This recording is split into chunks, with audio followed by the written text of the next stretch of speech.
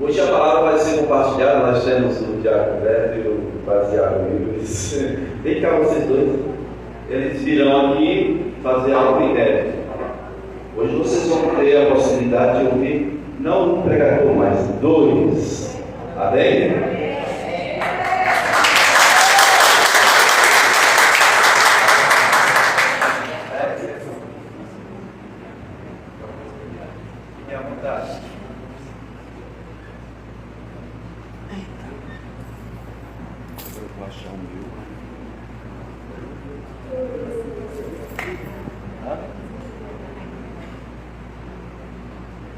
Graças a Pai a todos, amém, irmão? Amém. Eu trago um versículo essa noite para vocês, que está lá em Salmos 89, 14, e é esse versículo que eu compartilhei com eles, e nós compartilhamos essa palavra, deixamos essa ideia, né? E a gente vai falar esse versículo, como vocês viram aí, fala de amor e justiça de Deus, e a gente vai debater, nós vamos fazer um pequeno debate aqui, sobre esses dois pontos. Também vamos ler o versículo, então, amor e justiça, é 89, 14.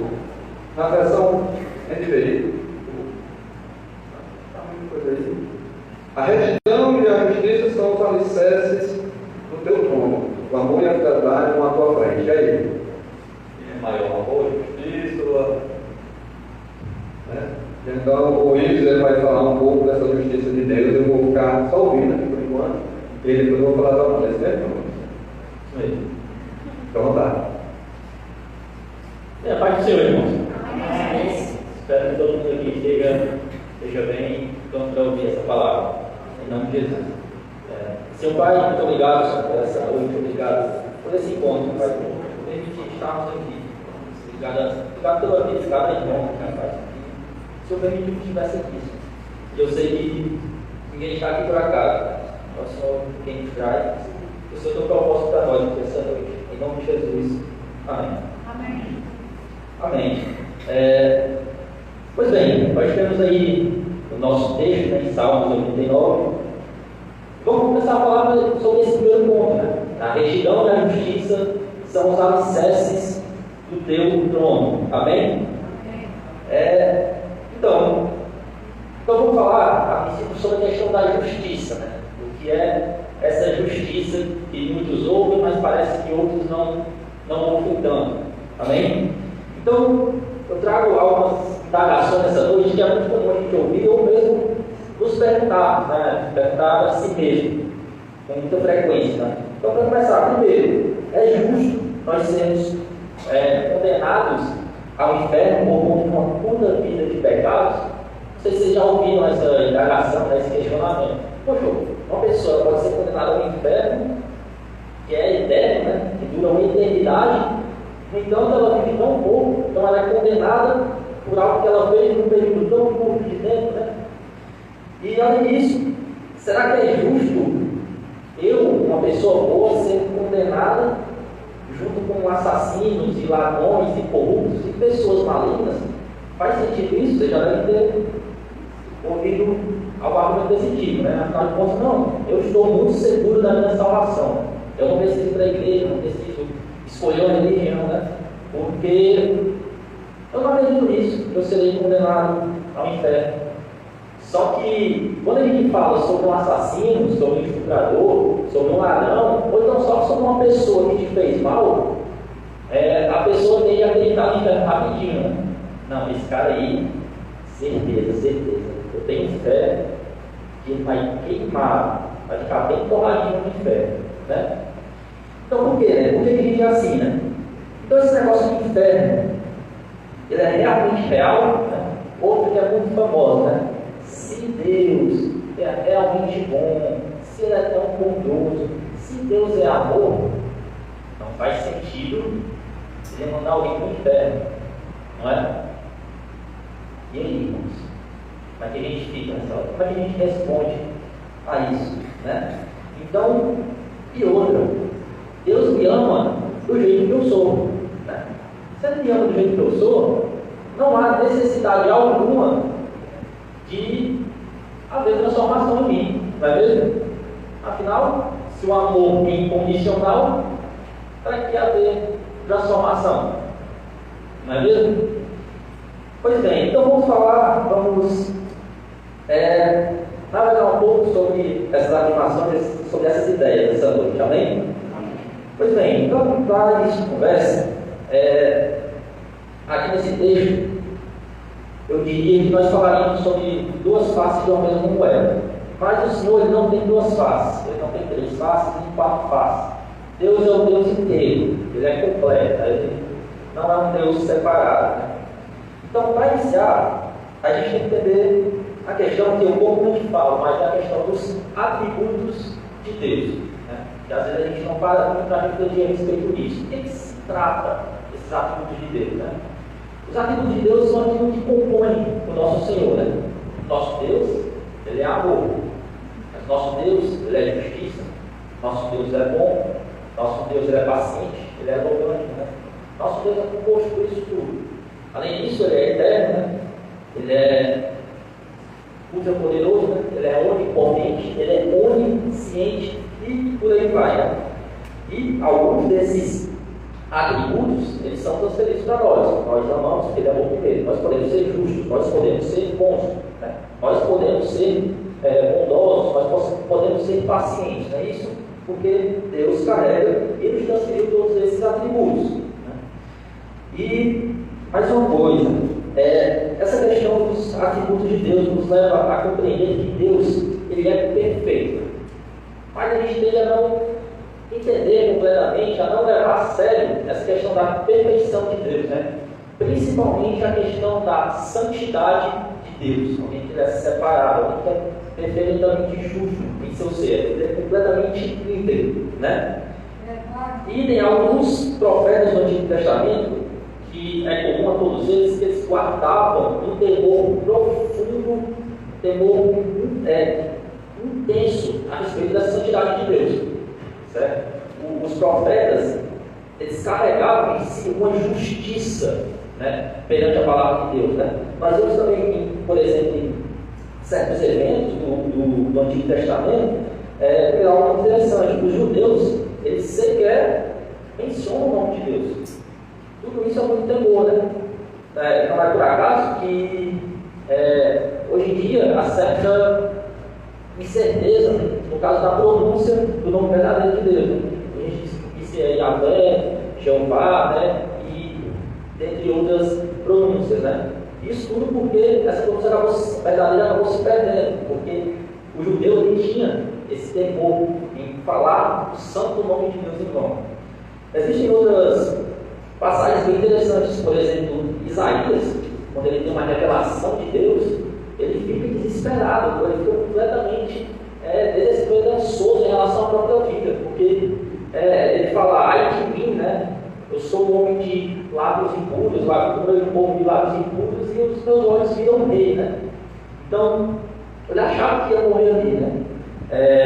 Tem outra passagem também, que é a de Daniel, né? Ele tem uma visão de um anjo do Senhor, é apenas um anjo, certo? É apenas uma personificação, não uma personificação, mas uma representação mínima do poder de Deus, né? Não era apenas um anjo, não era o anjo do Senhor. E ele fica completamente abalado, ele fica doente, ele cai prostrado, sem forças. E ele fala assim, Senhor, eu não consigo nem me mexer aqui, né? E no caso de Isaías, né? O anjo vem e toca com uma brasa ardente na boca de Isaías, né? Que é uma forma de ele ser purificado e estar apresentável diante daquela mensagem do Senhor, né? É como quem diz, olha Isaías, eu sei do seu pecado, né?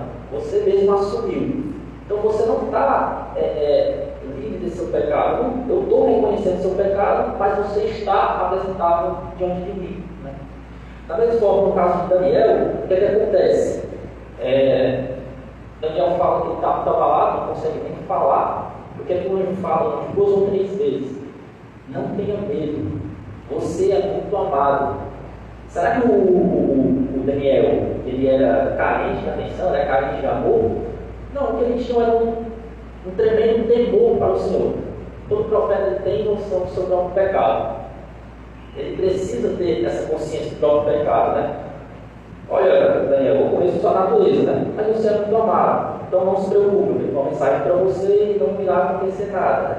Então, aí nós não podemos negligenciar, ou melhor, negar essa natureza pecaminosa nos nossos corações, né? Nós somos, realmente, nós temos essa natureza tendente ao mal, né? Então, imagine só,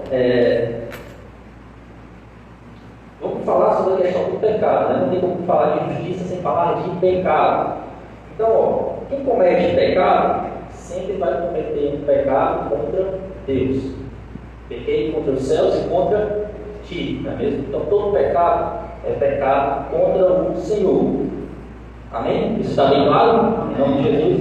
Pois bem, agora imagine, como nós vimos, que Deus é um Deus infinitamente santo, Ele é perfeito. E nós pecamos contra esse Deus. Agora imagine só a seguinte analogia. Eu acho interessante o pastor, eles observam, às vezes ele está pregando aqui.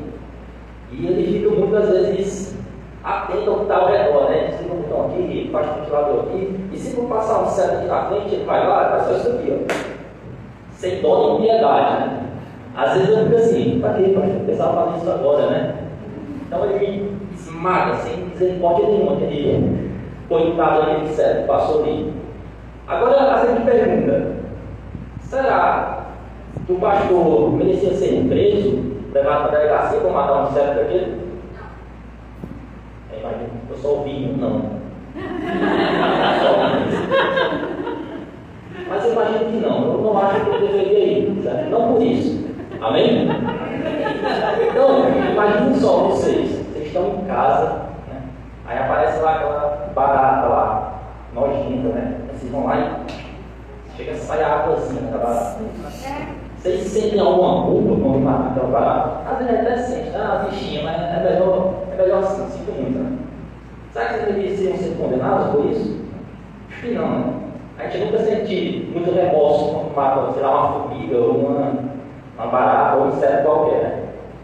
Agora imagine o seguinte: se nesse caso aqui a gente fizesse a mesma coisa e pisasse assim, com todo o corpo assim, talvez num gatinho, talvez um cachorrinho assim, mais novo, aí pega mais mal, né, pessoal? Matar um bichinho desses inocente. Se a gente fizesse isso, por exemplo, matasse uma pessoa intencionalmente, né? Só uma maldade assim. Aí, será que a gente merecia ir para a prisão? Sim, né, pessoal? Merecíamos, né? Porque é um crime matar uma pessoa aí. Deve ser uma pessoa qualquer aí. Agora, se por acaso a gente matasse, sei lá, um presidente ou então um papa, é como se já subir de nível, né? É um pouco mais tenso, né? Um pouco mais grave. Pode ter certeza que é mais difícil escapar da prisão, é mais difícil, o advogado vai ter mais trabalho nesse caso, né? Agora imagine você cometer um pecado contra um Deus que é imensamente perfeito, Ele é santo, Ele é justo, não há sombra de erro dele, não há sombra de variação nele, né? E você é um pecador, você merecia a condenação, você é totalmente falho, né? Você mata, você deseja as coisas do próximo, você é falho. Que tipo de condenação você merece nesse caso, né? Bem, se você peca contra um Deus que é infinitamente santo, nada mais justo do que uma condenação infinitamente desagradável, né? Talvez o inferno eterno seja justo nesse caso, não é mesmo? Glória a Deus. Glória a Deus. Amém. Então, aquele que peca contra um Deus infinitamente santo, de forma justa, merece um juízo infinitamente severo, né?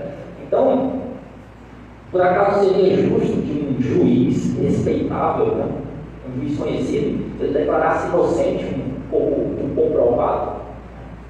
É justo, sabe o que acontece, né? Mas não é justo, né? Então, não falta na Bíblia, pessoal, demonstrações ou exemplos da severidade de Deus ou do juízo de Deus sobre, inclusive, aqueles que são teus filhos, certo? A gente poderia passar, por exemplo, tem uma passagem interessante que está em Números 25, que eu não vou ler por conta do tempo, mas é a história de um cara chamado Finéias. Finéias, que era neto de Arão, é isso? Neto de Arão. O que acontece? Por conta de um vai e vem lá, de um profeta meio questionável, que levou o povo a pecar, chamado Balaão, né? Todo o povo de Israel ele caiu em pecado com mulheres estrangeiras, aquela coisa, né? Idolatria, imoralidade sexual, adoração a Deus, essa coisa toda, certo? E Deus naturalmente veio com o seu juízo sobre o povo, né? E um desses israelitas, o tal Finéias, quando viu que um dos israelitas tinha trazido uma mulher estrangeira para se deitar com ela dentro do acampamento, enquanto todo o seu povo estava sofrendo de uma praga, o que esse camarada aqui fez? Ele pegou uma lança e atravessou seus dois, bem no alto. Muito pesado isso, né? O que está a dizer de um camarada desse, né? Sanguinário, né? Ele é um cara totalmente extremo, né? Na verdade, talvez Finéias merecesse ser preso, né? Talvez morto por essa atrocidade. Porque era o irmão dele, o irmão israelita, né? Então, era no mínimo sanguinário, né? O que Finéias fez, né? Mas se a gente for nesse texto, qual é o mesmo? Números 25, né? Deixa eu abrir lá. Eu não vou ler o texto todo, mas lá a partir do versículo 8, né? Seguiu o israelita até o interior da tenda e atravessou os dois com uma lança. Atravessou o corpo do israelita e do da mulher. Então cessou a praga contra os israelitas. Mas os que morreram por causa da praga foram 24 mil. Né? Quem é que trouxe essa praga? Deus. Estavam em pecado, né? Então esse Finéias aí acabou fazendo isso e a praga foi cessada, né? E o Senhor disse a Moisés, essa parte é interessante: Finéias, filho de Eleazar, neto do sacerdote Arão, desviou a minha ira de sobre os israelitas, pois foi zeloso com o mesmo zelo que tenho por eles. Zelo, né, irmãos? Para que em meu zelo eu não os consumisse. Né? Então Finéias foi zeloso para a palavra do Senhor, para com a palavra do Senhor, né? E Deus, com o zelo dele, não consumiu todo o povo. Então, vejam só, diga no versículo 2, né? Pois estabeleço com ele a minha aliança de paz, dele e dos seus descendentes será a aliança do sacerdócio perpétuo. Né? Então, não seria uma boa coisa ficar contra Finéias nessa hora. Né? Ele era temente ao juízo do Senhor. Né? Amém? Pois bem, mas isso daqui é no Antigo Testamento. Né? O Deus do Antigo Testamento é outro, né?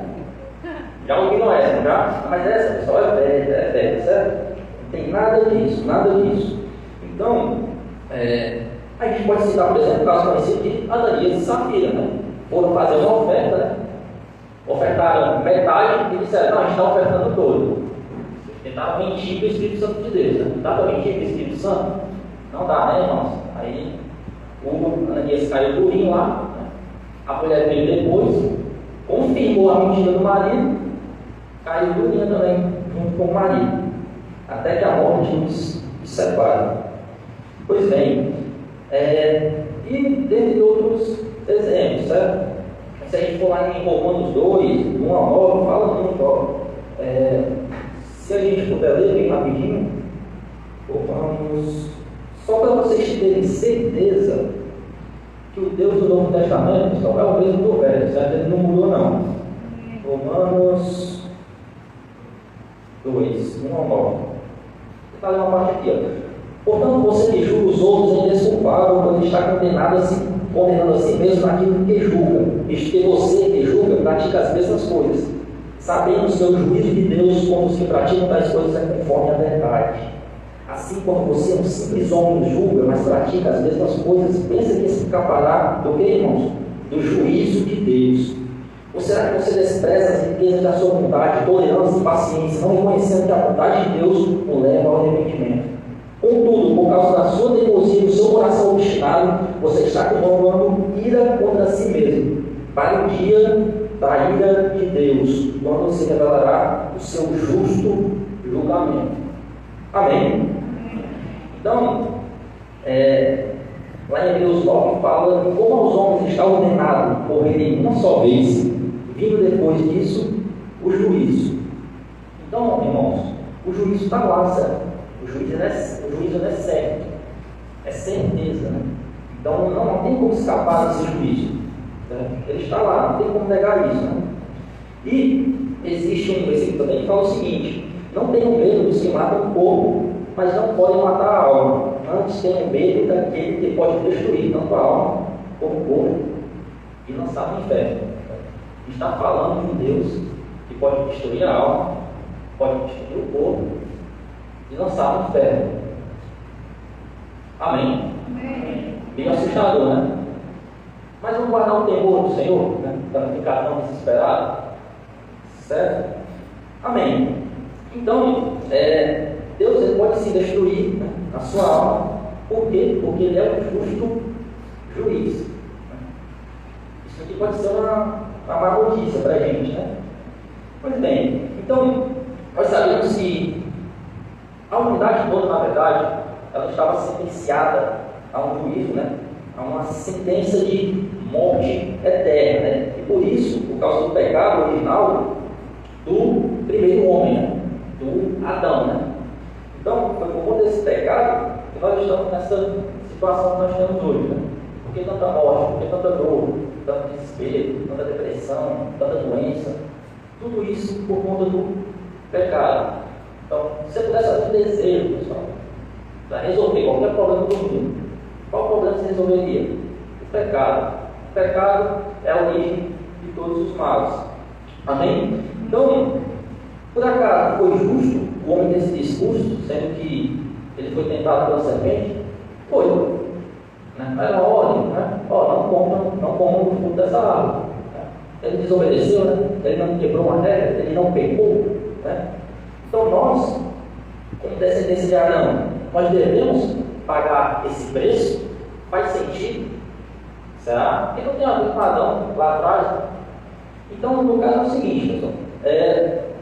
Nós temos um homem, que Adão, no caso, ele pecou, e a partir desse homem, né, nós carregamos também com ele uma dívida na nossa natureza, uma dívida desse pecado, que é o que nos leva à condenação eterna. E essa dívida, ela está rolando, né, com taxas e juros, né, acima da inflação, certo? Então, nós carregamos essa dívida, né? E tem algo complicado para a gente. Por quê? Porque, no fim das contas, tudo se trata de uma dívida. Nós temos uma dívida para o Senhor, né? E, na verdade, o que nós precisamos, o que é necessário para nós sermos salvos? É simples, nós só precisamos ter uma vida totalmente íntegra. Nós não precisamos ter pecado nunca, nós precisamos ser perfeitos e totalmente iguais ao nosso Cristo. Amém? Felizmente, essa não é a única opção, porque se fosse, sinto muito, né, pessoal? Não tem como seguir todos esses pré-requisitos, né? A nossa vida não é boa o suficiente para pagar essa dívida. Mas e aí? E agora? Como é que a gente resolve essa questão do juízo, dessa justiça? Como é que a gente resolve essa questão da dívida aí? Né? Nós temos um problema. Felizmente, essa noite, nosso irmão Tiago Humberto, vai nos trazer essa solução aí. Né? Felizmente, Deus, Ele é um Deus completo. Né? E nós vamos ver o que o nosso irmão tem a dizer, o que ele tem a defender sobre isso. Para responder essa pergunta aí, né? Quase que igual você. Mas eu vou defender o amor. Agora você vai escutar. Amém. Vamos, Salmo 89, 14. Vou pegar aqui o início. Né?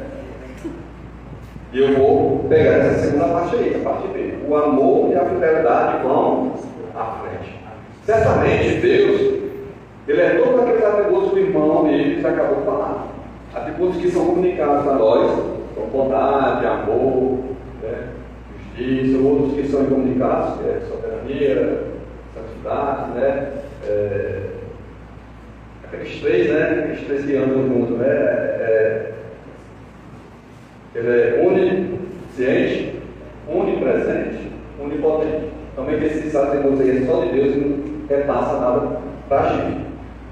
Eu sei que todos esses atributos Deus tem, nós temos alguns, mas a questão aqui, eu gostaria principalmente de trazer um versículo para a gente meditar sobre ele, que está em Efésios 2:8,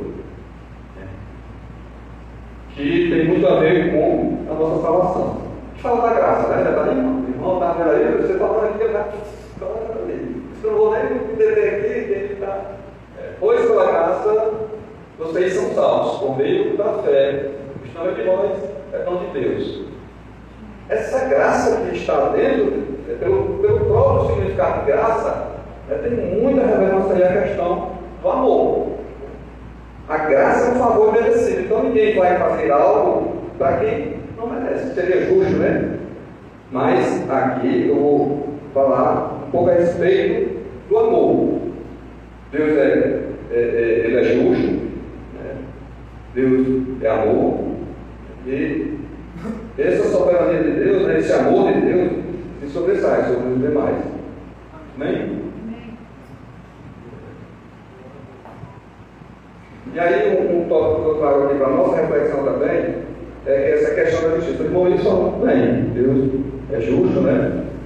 Os profetas do Antigo Testamento realmente tinham esse temor de Deus, pelo fato de saber que Deus era justo, né? Mas ele amou. E lá, acho que lá em João, 1 João 4:8, diz realmente que Deus é amor. Não diz Deus é justiça, não diz Deus é justiça. Deus é amor. Amor a gente sabe que é um substantivo, né? O amor, né? A justiça também é substantivo, a justiça. Mas quando eu coloco esse substantivo, o amor, na frente de não é, ele passa a ser uma qualidade, ele passa a ser um adjetivo, né? Então, Deus é amor. 1 de João já está aí. Quem não ama, não conhece a Deus, é porque Deus é amor. Então é por isso que me leva a pensar que esse amor de Deus, vai ficar meio balançado aqui, pelo que o Luiz falou, mas que esse amor de Deus, ele me leva aqui, assim como a muita gente pensar que é maior. Também pensa que é maior. Como está também lá em Romanos 5:8, eu acredito que esse amor antecede a justiça de Deus, porque nós só somos salvos, como diz lá em Romanos 5:8, foi pelo amor de Deus. Se fosse pela justiça, a gente não seria salvo, né? Toda aquela justiça que cometeu contra Jesus, como é que diz aí? Mas nisto Deus demonstra o seu amor por nós. Cristo morreu em nosso lugar, apesar de sermos pecadores. Amém? Também em Tiago 2:13, eu vou ler a parte B de Tiago 2:13. Tiago 2:13. Se a gente passar para a parte B, ele vai dizer assim: a misericórdia triunfa. Está certo aí? Tiago 2:13. A misericórdia triunfa sobre o juízo. Só a parte B, né?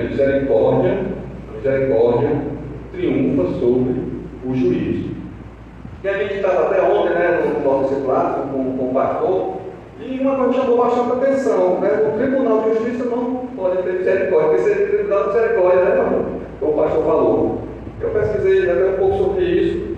Não pode ter misericórdia para quem não tem misericórdia. Essa que é a verdade. E esse versículo de Tiago diz isso. Se a gente começar a ler a parte A dele, né? E aí eu tenho que tirar o chapéu por isso. Porque será exercido juízo sem misericórdia sobre quem não foi misericordioso. Então o juízo ele pode ser exercido sim com misericórdia para quem foi misericordioso. Isso é justo. Para quem tem misericórdia, o amor Para quem não tem nem misericórdia nem amor, quem vai triunfar nesse caso aí, se a gente for analisar esse versículo? Quem triunfa é quem? Quem não tem nem misericórdia nem amor. E aí o juiz, o reto juiz, o justo juiz, ele vai julgar com misericórdia? Certamente não. Acontece, né? Isso pode acontecer. Mas ele não está sendo justo.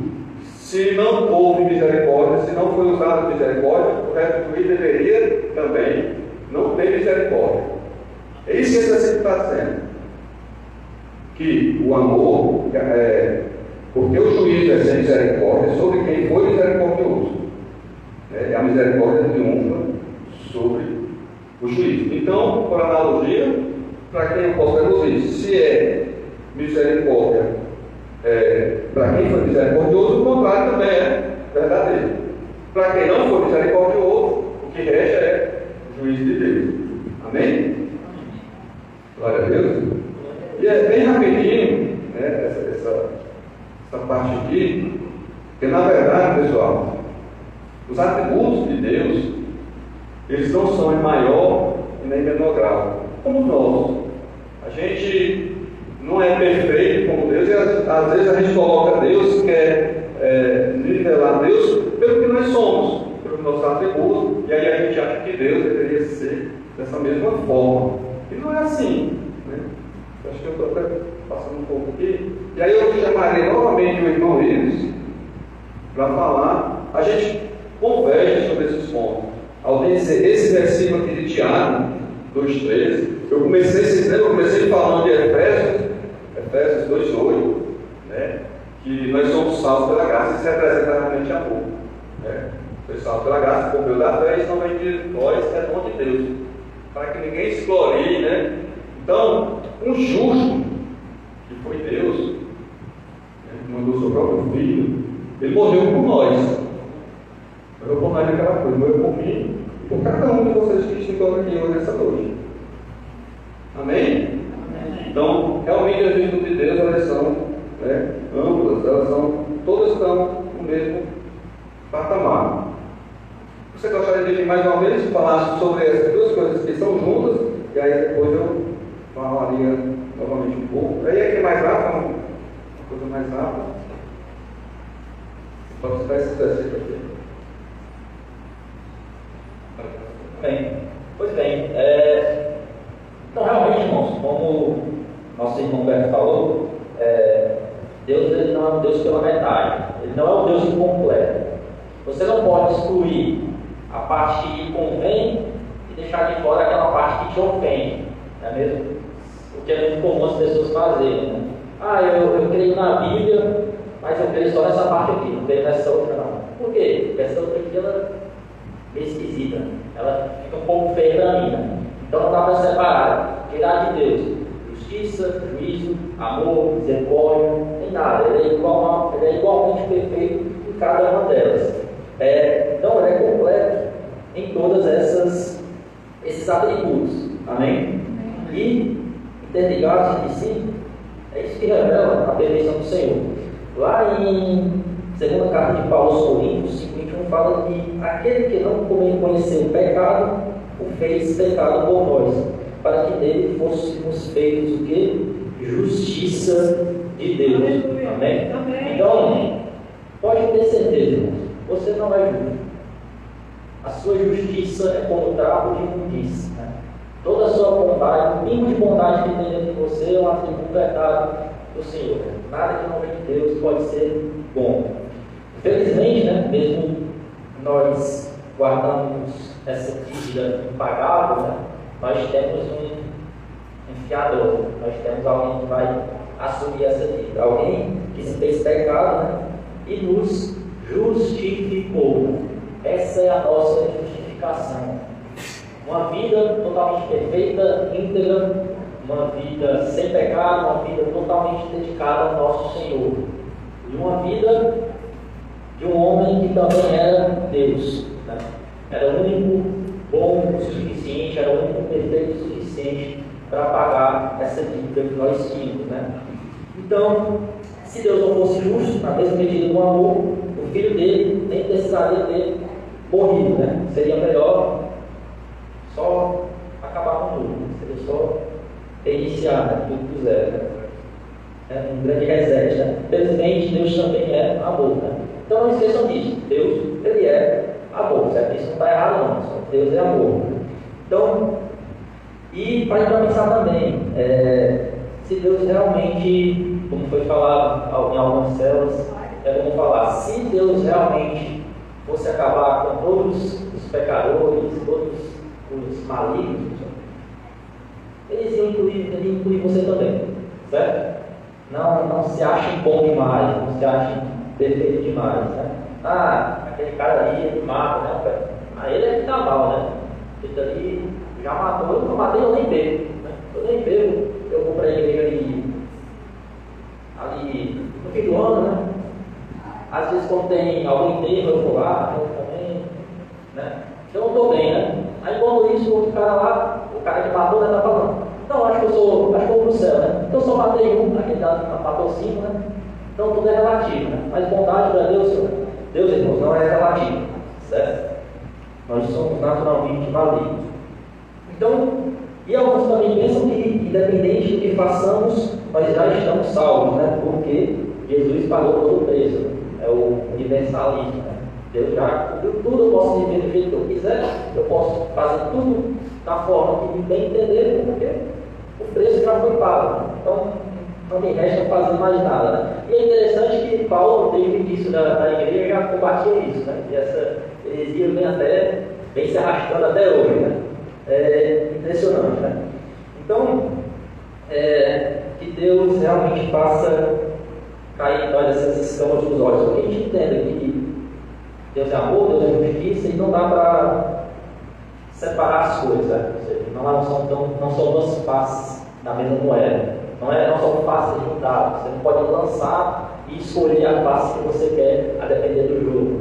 Né? Às vezes, juízo do outro, né? Misericórdia para mim, não. Então não dá certo dessa forma. Já terminando.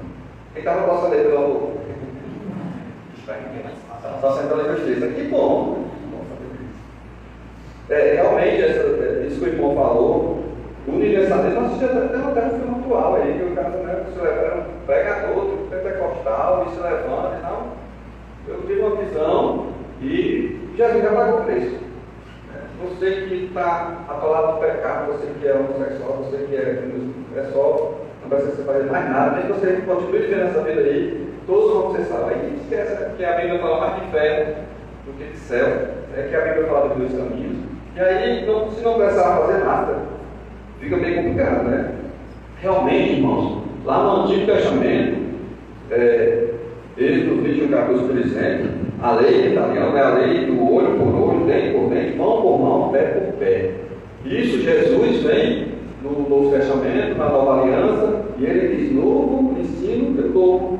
Né? Aí a gente pode ver Mateus 5, 38, até o 39, que vai falar desse novo ensino.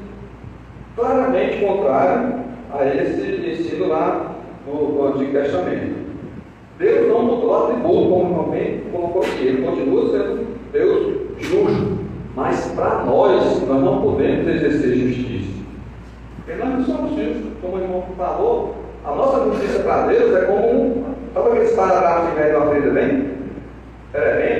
Para Deus é aquilo ali. Trato de imundícia é isso, né? A nossa justiça para Deus é trato de imundícia. Então, por isso que Jesus veio no Sermão do Monte, dá esse novo ensinamento, Mateus 5, 38 e 39. Aí veio, acho que é melhor vocês ouviram o que foi dito. E ele cita esse mesmo mandamento lá no Antigo, hoje por hoje, dente por dente. Mas eu digo, não resistam ao perverso. Se alguém o ferir na face, ofereça-lhe também a outra face. E aí também a gente discutiu sobre isso. Muitas vezes a gente acha que isso é literal, realmente a outra face. E certamente não é. É realmente o que ele está dizendo aqui. Não resistam ao perverso. Você não tem que estar resistindo a ninguém. Mas o próprio Jesus, logo após isso, ele foi levado lá para diante dos sacerdotes, teve todo aquele julgamento, e o soldado bateu nele, bateu na face. E o que é que ele disse? Porque você me bateu. Se eu estou dizendo a verdade, porque me bateu. Então, a Bíblia está cheia de coisas que parecem contrárias, mas que não é. A gente é que não sabe interpretar corretamente. A gente muitas vezes acha que tem esses contrários, que a Bíblia, né, tem contradições. Não tem, porque o autor é um só. Os homens foram só emprestados ali, as mãos para escrever. Né? Então, elas se complementam, né, completamente. Uma outra coisa que a gente vê, que eles não são contrários, é em Oséias 12, 6. É melhor na área, isso aqui porque o amor vai para uma forma diferente da outra versão. Oséias 12, 6. Converte-te ao teu Deus, guarda o amor e o juízo. Olha aí, duas coisas. Converte-te ao teu Deus, guarda o amor e o juízo. E no teu Deus espera sempre. Deus, a nossa confiança tem que ser toda em Deus e não na nossa mesma. Amém, irmãos? A gente não pode basear nossas virtudes, nossos atributos com Ele.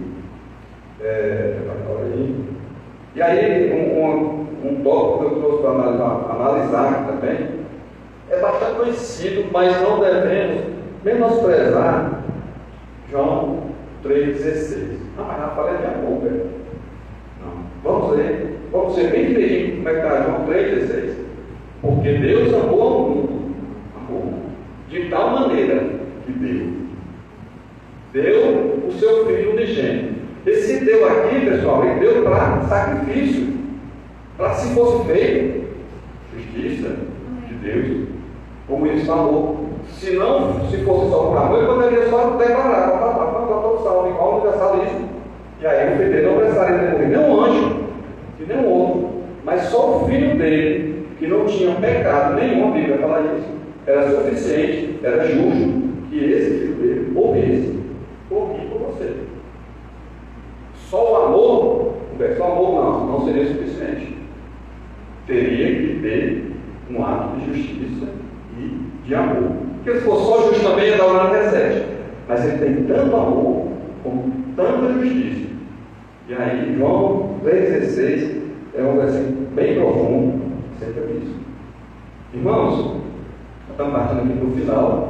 Você gostaria de ler a conclusão ou a oração? Amém? Então, pessoal, por favor, pode ir direcionando aí. E a gente sabe da profundidade, né, do amor de Deus para com todos nós e também da justiça. Né? Mas muitas vezes a humanidade, de uma forma geral, analisa isso. Eles não, Deus é bom, como o irmão começou a falar, Deus é bom e não vai fazer nada comigo, não. As consequências vêm, né? Preso pelo pecado, está aí até hoje com juros, taxas, inflação, como é da área, né? Amém? Irmãos, então, essa pregação dessa noite foi uma forma de a gente avaliar, né, que a gente não deve simplesmente, no primeiro momento, já tomar uma decisão, tomar um ponto. A gente deve analisar a Bíblia em profundidade, né? Porque muitas vezes a gente vê isso aí a todo momento, pontos de vista conflitantes, né? Uma coisa, Deus aí forma-se várias doutrinas, mas Deus é um só, a Bíblia é uma só. Né? Então esses debates aí, muitas vezes, se cria até religiões com base em textos fora dele. Né? Aquele vai ditado. Qualquer texto bíblico, né, fora do contexto é pretexto. Parece aí, a gente merece isso hoje aí, dentro das religiões, inclusive. Né? A palavra de Deus, por isso que a gente, isso que nós estamos fazendo aqui hoje, essa forma de ver um ponto e achar que é só aquilo, e depois ver outro e achar que é só aquilo. Não, vamos avaliar de uma forma mais madura e mais em profundidade e ver que não é, que a Bíblia realmente está certa em todos os pontos. Se algum ponto da Bíblia parecer contraditório para algum de vocês, para a gente, não seja orgulhoso. Dobra serviço e acredite em Deus, porque a inteligência dele é infinitamente melhor do que a nossa. Então que a gente possa realmente confiar em Deus e não no nosso próprio entendimento. Como Paulo diz, né, tudo que eu tinha, hoje eu trago como refúgio, né? Aquilo que eu conhecia não vale mais nada. E aí dessa forma a gente evita heresias, né? Então que a gente possa refletir mais nas Escrituras. E um outro conselho aqui que eu acho bastante importante: conversar. Quando eu tenho um aluno, eu vou conversar com o meu irmão que sabe mais, né, com o meu irmão bíblico.